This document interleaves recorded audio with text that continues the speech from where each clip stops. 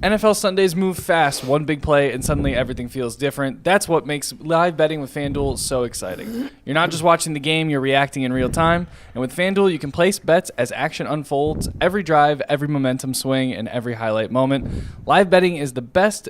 The game starts to shift, the receiver gets hot, a defense tightens up, or the momentum flips over after a turnover. Live spreads and money lines adjust instantly. Player props updates as guys heats up. So if you want to be right in the middle of the action this season, visit FanDuel.com and place your NFL live bet all season long. FanDuel, the game moves fast, and so can you. Well, my instant reaction, guys, was it was actually a pretty decent game overall played by the Browns. I mean, you hung in there with a team that you were a 10.5-point underdog against when it looked like early you might get blown out because the defense – it was a weird game for the defense. The first 3 drives, the Bills marched up and down the field, did whatever they wanted, mostly running the ball behind James Cook and Josh Allen running the ball, and scored 3 touchdowns fairly easily to get 20. The rest of the game, from their last 1 or 2 drives in the first half and the entire second half, the Bills barely moved the ball. I want to say, I think they averaged over 10 yards per attempt in the first 3 drives, and I want to say at less than 3, maybe less than 2 yards per attempt, passing and running. Well, do you think that was more Browns defense making adjustments or the Bills just saying, we've got this? Well, Or both? No, I think it was the Bills. I'm going to give the Browns credit on that because Josh Allen looked out of sorts after that. He did not play well. He made some really bad throws. Like when the game was in doubt, I mean, we might have thought the Browns weren't going to win, but the game was certainly in doubt. And I thought it was one of the most uninteresting games I've ever seen Josh Allen play, especially throwing the football. So, how many attempts did he end up with? 11? 19, I think. I didn't think it was that high. He was 12 and 19. Yeah, that's. But they got rid of the ball super quick. They were not letting Myles Garrett get. We talked about the half sack he got, but they wanted to get rid of the ball quickly. That was their game plan. They used it. Obviously, James Cook is just phenomenal, and the offense also a weird game. Like. I thought the offense was decent in the first half. They ran the ball better than they've had in a number of weeks, even though we all know Quinshon Judkins got hurt. We'll get into that. But whoever they threw in there, they were actually running the ball somewhat effectively. The passing game was all dinks and dunks. It was very similar to what we saw in a lot of the Dylan Gabriel games. There was no throws down the field at all. I think everything was inside of like 5 or 10 yards. Yeah, the average depth of target is 1.9. Was really low. 1.9 yards? Yeah. Oh, which is maybe was that the lowest ever? No, it was the second lowest in the last 2 years. Okay. Wow. So that was it. But I mean, he obviously, and the interceptions were bad. Those I think the first one, some people were trying to blame Quinshon Judkins on that. That's ludicrous. The throw was behind him, and he got to take a little something off. It's a running back. It's a finesse throw from that distance. Again, now... And you got to lead him. Both interceptions, he got unlucky because they were tipped and the ball was caught in the air. Yep. I don't think either was a terrible play by Shedeur, but it's certainly, like, what are you going to do? That's the interceptions happen. Second half, not great. I did think on that final drive when the Browns got it 23-20, that first down throw to me was the best throw he made all day I think it was Malachi Corley. He threw one for 11 yards down the sideline with some traffic there. I thought that was the best throw he made all day. But then obviously they went backwards after that, and that was that for the offense. So overall, again, I can't kill the team. They lost by 3 points to what I think is the best team in the AFC. Yeah. So not a terrible game, but nothing amazing that really stood out. It was kind of just a decent performance by everybody. Yeah. Remember before the season when we were talking about they have these 2 young quarterbacks, and the worst thing that could happen is we get to the end of the season and you look at it and go, I don't know.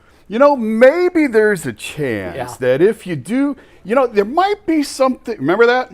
Yeah, we don't have that problem. The quarterback's not here. Yeah. The quarterback's not here. They got to take quarterback in the draft. Oh, it's really? It's not Shedeur. They will take a quarterback. The question is where they end up in the draft, and do they believe in Mendoza or Moore? Because right now, if they lose out, they're likely going to get the 2. They're not even going to have to trade up. They're going to be in if position. They don't have to trade up, I think they absolutely take one. But and they're in the 2 spot. Well, you say they wouldn't have to trade up, but if they're the 2 spot and they only like one of the 2 quarterbacks, then sure. But I don't think we're going to be in that spot. You're right. You're right. I don't think we're going to be that. Yeah, Why- I for what reason? I want to hear why. well, why they you like feel- both. They'd be fine. I'm with Oh, both. you're interested- saying you think they like both? I'm Mendoza interested or in hearing Moore? the why. Because you can say he needs more around him. You can say And he the does, that's offensive fair. line. You can say the offensive line isn't any good. Listen, the metrics will tell you, and there's more than the metrics. The metrics will tell you he is the worst quarterback this century by drop back per EPA. He's worse than Jamarcus Okay, Russell. explain that. Like, I know we've talked about it before, It but for takes those that into might not know account that down and number. distance, field position, home or away, time and score. It is the most all-encompassing metric that Does you it can take use into to account measure a his quarterback. teammates? It takes into account records. It takes into account everything. It is the most all-encompassing stat. And every time he drops back, the Browns lose more points than any quarterback since 2000, since True Media started marking this. That is It's stunning. worse How than many are we Jamarcus talking Russell. about here? It has to be hundreds. It doesn't. It's 133, I think, is the number. Maybe more than that. I don't remember. But- And we also know this: the Browns lean on those kind of metrics. Yeah, but it's more than that. Harder than it's, anybody. It's more than that. He still doesn't know what he's looking at. He still doesn't flip protections. He doesn't know when he's hot. This isn't me saying this. I'm not an NFL. I've never claimed to be an NFL coach. This is people in that building will tell me he still doesn't know how to flip protections. He doesn't know when he's hot. He doesn't know what he's looking at. He can only throw to wide open receivers. He doesn't make tight window throws. He doesn't throw guys open. This is not the answer. These last 2 weeks were the opportunity coming off the Titans game to show that he can be the guy against playoff contenders, and he has not lived up to it. This is not it. I heard This is the crazy thing. The Browns, for all the quarterback problems that they've had, right? Like, we know the jersey, we know the names, we know. You know how many times they've taken a quarterback in the top 10, in the top 20? Once, Twice. twice. Tim Couch Oh, yeah, and Couch. Baker. Really? That's it? That's it. That's it. Whedon was in the 20s. Quinn was in the 20s. Manziel was in the 20s.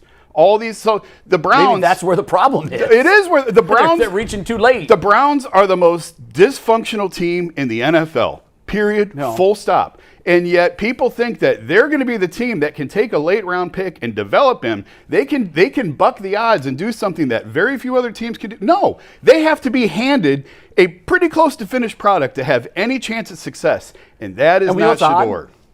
Couch got him to the playoffs. Baker got him to the playoffs. You know, I don't want to derail this. I was thinking about the Baker thing, but I don't want to derail this. go ahead, We got Jam. too much to do. Well, I couldn't disagree more.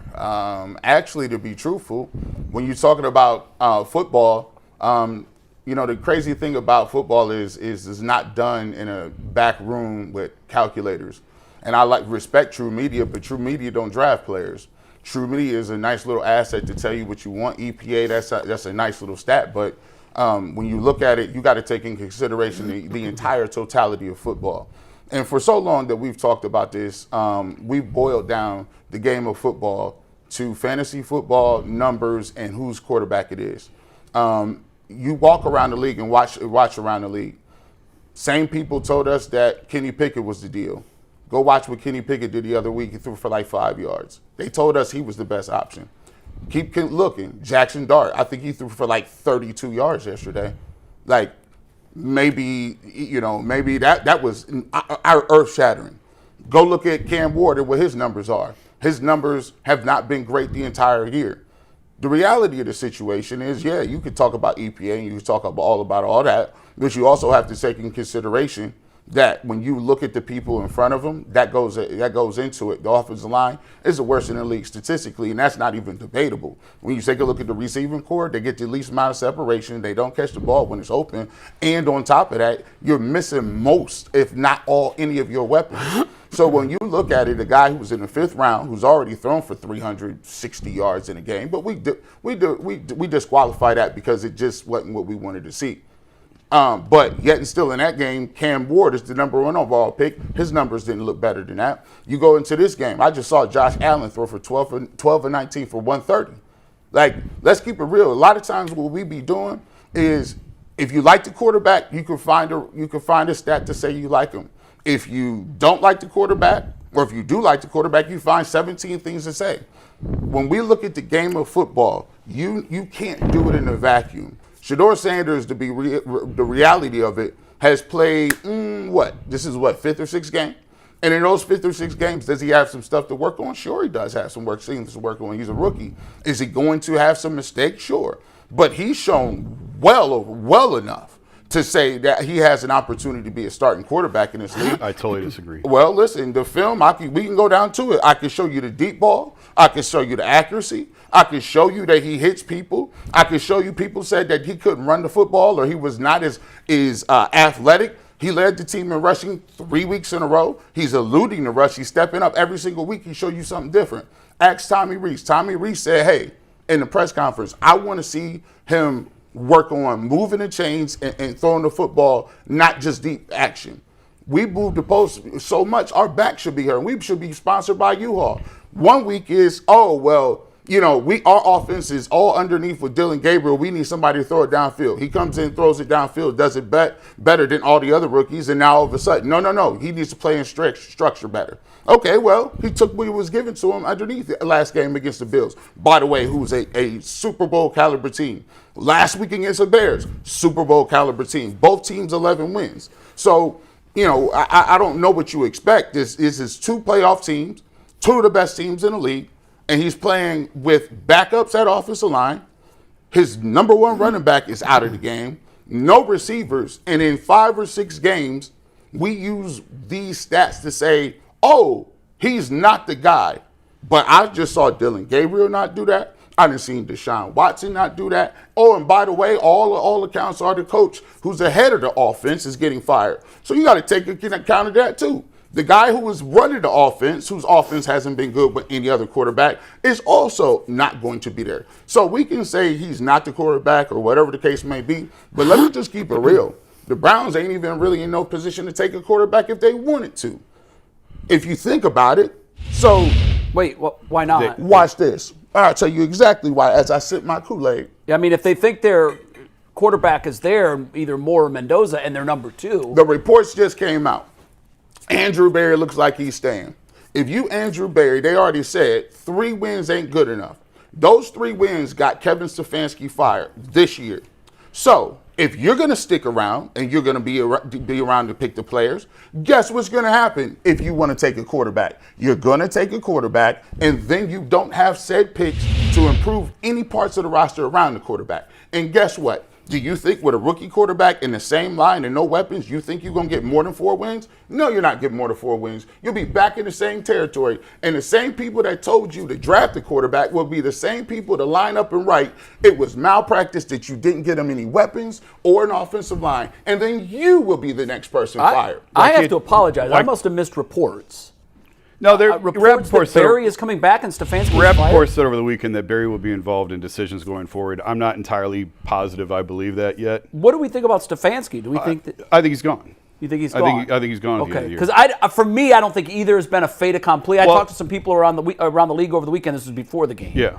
And they said that they don't think the decisions have been made on either. The people that I spoke with. That doesn't mean that these decisions haven't been made. We're splitting hairs now and speaking in technicality. You know what I mean? We'll know shortly after the final game of the season. Personally, I had a conversation yesterday about this. I don't see how you can bring Berry back and fire Kevin. If one goes, they all have to go. Yeah, to me it feels the same. If the whole reason the Browns are in the position they're in is the Deshaun trade. There's no debating that. Right. They're picking the aisles of the quarterbacks that they are because of the cap sheet and the situation that they're in on the cap. Right. They have a lack of talent. They have no weapons, no offensive line because they haven't had first-round picks the last 3 years. Everything traces back to that. How do you keep the guy who set the building on fire and get rid of the guy who couldn't put out the flames? If one goes, yeah, that's a good way of putting it. They all have to go. I know that this was supposed to be our, and I'll be quick because I know we got to get on. It was supposed to be our shotgun reactions. I agree with you, Bull. I don't really have. I mean, it was what it was. I thought the Bills were doing everything they could to not lose the game and nothing more. As for the question that I reached out to about 5 or 6 people this weekend, and if there was a consensus here, and because this is the question to me, do the Browns take a quarterback or is Shedeur the guy? And there was a general consensus, and the way one person framed it I thought was very smart. Said you don't have to ask yourself, is Shedeur a starting quarterback in the NFL? That's not the bar here. Because Baker was a starting quarterback in the NFL, but Baker wasn't a top 10 guy. So they said, he's not a top 10 guy. We need a top 10 guy to win a Super Bowl in this league, and he's not it, so we're going to move on. So the one person that I thought framed it really, really well was the question the Browns have to ask themselves is Shedeur the starting quarterback? That's not it. Look at the starting quarterbacks they've had. The question that they absolutely are asking themselves, and this person had some knowledge of this situation, can he be a top 10 quarterback in the NFL? That's the bar. And if the answer to that is no, then you absolutely have to draft a quarterback somewhere in this draft. If they have the two, I believe they use it on a quarterback. I believe that most of the scouts agree that Mendoza and Moore are the two most NFL-ready quarterbacks in this draft. If they believe that, that's what your point was, how do you not take them? If you don't think either of those two guys are it, then now you're in the position you were in last year. Absolutely. Then you punt it to next year. Most folks I spoke with don't believe that's the case. Most folks believe that, and that was assuming that they were going to be a top 4 pick, by the way. Right. And that at least one of the teams ahead of them, and possibly two, would not take quarterbacks. If the Giants and the Titans finish above them, they're not that drafting quarterbacks. But they now could they make could trade trades, it. yeah. They could trade it. Yeah. So that's when everybody said, are you married to Mendoza or Moore, or do you want to date Mendoza and Moore? Because if you're not married to either of them, you don't trade up. That's you right. sit where you are and you take That's the best right. player that's available. Agree. So I do think that although the consensus was you're drafting a quarterback if you're the Cleveland Browns because you still don't have the guy, I think the question is, do you use one of those top 2 picks? Do you move up? Do you wait until and take one maybe in the second or third that you might think is a diamond in the rough? It's not like quarterbacks drafted in the second or third rounds have never made it. But Jason, Most of the you look at the playoffs now. Almost every guy's a first-round pick. You're absolutely right. The overwhelming evidence is your quarterbacks of success come in the top 10 picks. Yeah. I was unaware of your stat. I mean, think about it. I have to tell you, that stat blows my mind. For the team that can never find a quarterback, they've used a top 10 pick, a top 20 pick twice. And both of those in guys got 25 them to playoff Honestly, games. I looked this morning, the last 55 years. Mike Phipps was the last one in 1970. My goodness. Picked 3rd overall. They don't pick quarterbacks at the top of drafts. As many times as they're up there, they don't So do we it. shouldn't be surprised that they've had such bad quarterback. I'll say this in this eye test versus analytics. I mean, the battle eye test. You can say like the eye test for one game. I'll give you a game. The metrics don't match the eyes. When you start to get enough data, and even at 5 starts, it doesn't sound like a lot, right? It No, doesn't. not. They don't not sound. It ain't a lot. No, it is. How a lot. many Dylan get? It's No, it is a What lot. did Dylan get? Dylan 6? Dylan got 5.5. Okay. He played 5.5. So I mean, we're talking about a very similar set right when now. you look at the numbers I'm talking about, the names at the top of the list after 5 starts are the names you would expect to see. Yeah. And the names at the bottom are names you don't want any part of. Now there are a couple exceptions, and one of them is Eli Manning. Eli is down where he was after 5 starts. Was Jared Goff down there too? I didn't look after last week. He was, yes. I didn't update it. But let me just say this: watching Shedeur Sanders, But Manning and Goff were also Yeah. number 1 overall picks with a lot longer And leash you were not than a gonna kick him fifth-round to the pick. curb But after I don't games. know. Listen, all I know is watching the games. Shedeur Sanders to me doesn't look like the worst quarterback I've ever seen. Does he look like the worst quarterback That's you've ever patently seen? false. I just As saw this- as this- patently false. Do I think he's the worst quarterback Yeah. I've ever seen? No. Yeah, I would Through agree the with that. numbers, He's not. I've I'm seen telling worse. you, So- when you remove emotion from it, Yeah, and right. you look strictly at the numbers, I'm telling you what the numbers Well, say. I'm just telling you what people watch. It ain't emotion. It's, No, it is. It is. People No, desperately yes. want the him to be the touchdown guy. and interception ratio, that alone Hold on. is very troubling. It's very troubling. This is the crazy part about it. I mean, I'm old enough to remember when Peyton Manning threw for 26 interceptions. The crazy part about it is we be sitting here and we be watching people Now. all the time. I just watched the game Jackson Dart play, one of the worst games I've ever seen. But gee, I don't understand what Jackson Dart has to do with anything. Here's We're not discussing whether Jackson Dart should be the starting quarterback. of the No. Browns. What I'm saying to you is, I'm not talking about discussing. We look at EPA stats and numbers in a vacuum, and when I go down here and I look and I'm breaking it down, I say, okay, let's see what you did in a seam route against the cover 2, right? Oh, that's a great ball you just threw. I'll give you this. On individual throws, he has impressed me. On the deep balls in particular, But you can't just, like, if you cherry pick the best of all the quarterbacks in the league right now and put all of their highlights on a reel, everybody would watch that and say, oh, this dude's a player. We not, but you can't look at just the best. You have to look at the totality of the work. Here's what we're going to do. I like you to use totality. Let's look at the totality of the scheme you're in. Let's look at the totality of what you got around you. And let's look at exactly what you've been good at and what you're progressing at and what you need to work on. It's not that you take it into a vacuum. Oh my gosh, let's look at this number and say he's the worst quarterback ever. When you can sit here and see other quarterbacks struggle with things, other quarterbacks around the league. We live in this thing where all of them have deficiencies. Oh, everybody! I just saw Josh Allen. The question is, do your deficiencies outweigh your? I just saw Josh Allen miss multiple throws. Josh Allen didn't look crazy. But again, I don't. What is the point of that? But the point of it is, we are sitting here and we do this. We sit here and we talk about what this guy is good at or what he does, and at every point, the goalposts move somehow. No, that's not true. That's not true. Okay, can I give you? Who's changed the goalposts here? Who here has changed the goalposts? Listen, we talk about the conversation. Well, but you keep saying like we're changing the goalposts. The goalpost in the beginning was could not play in structure. Right? Who said? I don't know. You keep saying right, like I don't know. I don't know that I never said that. Again, you can't have a conversation if every time I'm mentioning something, you keep saying you didn't say it. I'm talking about the general consensus. If we're going to talk about people with general consensus and people bring up consensus, but then I say something about consensus, it's who said that? What I'm saying is the narrative around Shedeur Sanders was he could not play in structure and he was a one throw type guy, boom or bust deep, right? But guess what? He shows you on film. The next week he's able to come out here and throw the ball on time. The next week we talk about running backwards. The next week he shows he can step up in the pocket. Cosell talked about it. There's multiple. I'm not the only one to say it. Chase Daniels talks about it. Multiple quarterbacks talk about the progression. So my thing is we can sit here and bring up a number that we looked up and said, hey, he's the worst quarterback of all time. But if you watching the game, nobody that plays the game of football, watch the game of football, or all the people that talk about it is not going to say that Shedeur Sanders is the worst quarterback they've ever seen. Well, what's your favorite quarterback? I think we've talked about this. What's your favorite quarterback number when you look at the numbers? Is it touchdown to pick ratio? No, not at all. Yards? Is it completion percentage? I don't. None of those. I know. I don't know and what that's it is. why this is such a difficult conversation because. And the EPA, I think we talked about this last week, the EPA is kind of a little like wins above replacement a little bit because you're being measured against your peers.